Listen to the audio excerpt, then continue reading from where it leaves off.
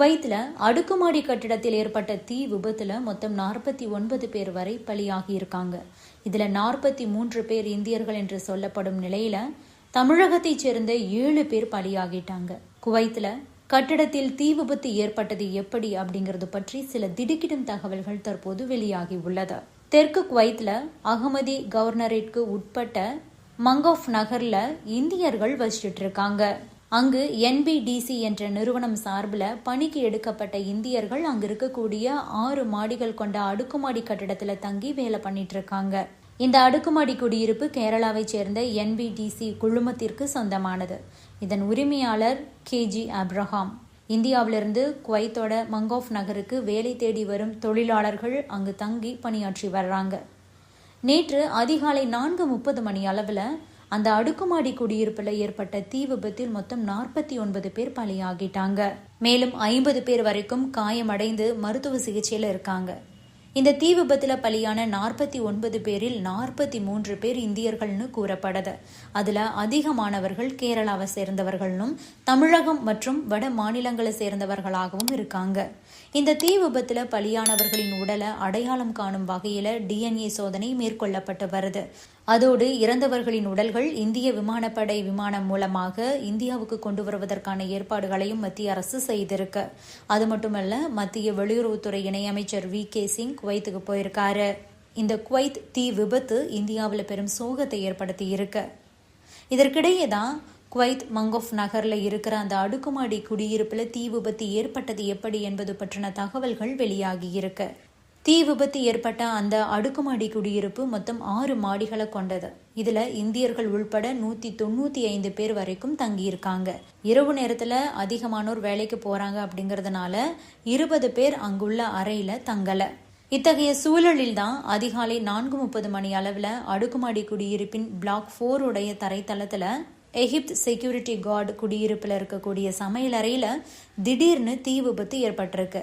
அங்க இருக்கக்கூடிய சமையல் எரிவாயு சிலிண்டர் வெடித்ததன் காரணமா இந்த தீ விபத்து ஏற்பட்டதா கூறப்படுது. இதனால தரைத்தளம் முழுவதும் தீ பிடிச்சு எரிஞ்சிருக்கு. மேலும் இந்த தீ வேகமாக பிற கட்டிடங்களுக்கும் பரவியது. அதிகாலை நேரம் அப்படிங்கிறதுனால பல தொழிலாளர்கள் ஆழ்ந்த தூக்கத்துல இருந்திருக்காங்க.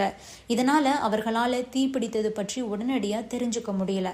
ஆனாலும் தீ மற்றும் கரும் புகையால அடுத்த சிறிது நேரத்துல அவங்க பாதிக்கப்பட்டிருக்காங்க. இதனை அடுத்து அவர்கள் கண் விழித்து தப்ப முயற்சி செஞ்சிருக்காங்க. ஆனால் அதற்குள்ளாகவே தீயின் தாக்கம் அதிகமா இருந்ததன் காரணமா அவர்களால் கட்டிடத்தை விட்டு வெளியே வர முடியல. இந்த வேளையில பலர் மொட்டை மாடிக்கு ஓடிய நிலையில சிலர் ஜன்னல் வழியாக வெளியே குதிச்சு தப்பிச்சிருக்காங்க. ஆனாலும் பலர் கட்டிடத்திற்குள்ளேயே சிக்கிக்கிட்டாங்க. இதனால தீக்காயம் மற்றும் மூச்சு திணறல் ஏற்பட்டு பலரும் பலியாகி உள்ளனர். இந்த நிலையில தான் குவைத் தீ விபத்துல உயிரிழப்பு அதிகரிக்கிறதுக்கு என்ன காரணம் அப்படிங்கறத பற்றின தகவலும் வெளியாகி இருக்கு. அதிகாலை நேரத்துல அடுக்குமாடி குடியிருப்பில் தீ பிடித்த போது தொழிலாளர்கள் பலரும் ஆழ்ந்த தூக்கத்துல இருந்திருக்காங்க.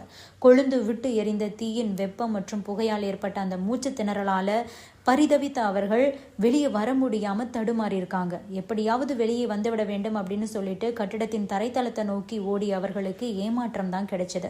ஏன்னா தரைத்தளத்துல இருக்கக்கூடிய அந்த வெளியே வரக்கூடிய என்ட்ரன்ஸ் அனைத்துமே மூடப்பட்டிருந்திருக்கு. இதனால பதற்றத்துல அங்கும் இங்கும் ஓடி அவர்கள் மூச்சு திணறல் அதிகரித்து அங்கேயே சுருண்டு விழுந்து இறந்து போயிருக்காங்க.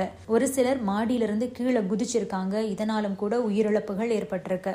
5வது மாடியிலிருந்து குதித்த ஒருவர் கீழே வரும்போது மற்றொரு மாடியின் பால்கனி சுவரில் மோதி இறந்திருக்காரு. ஒரு கட்டத்துல நிறைய பேர் மயங்கி விழுந்து கொத்தா இறந்திருக்காங்க. இது தெரிந்து விரைந்து வந்த தீயணைப்பு வீரர்கள் மற்றவர்களை காப்பாற்றுவதற்கு ஒரு ஐடியா கொடுத்திருக்காங்க.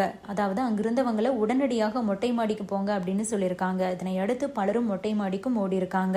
இதன் மூலமா அந்த தீ ஜுவாலை மற்றும் புகை மூட்டத்திலிருந்து பலரும் உயிர் தப்பி உள்ளனர். மொட்டை மாடியில ஆக்சிஜன் வரும், கரும்புகையுடைய தாக்கம் குறைவாக இருக்கும் அப்படின்னு தான் அவங்க சொல்லியிருந்திருக்காங்க.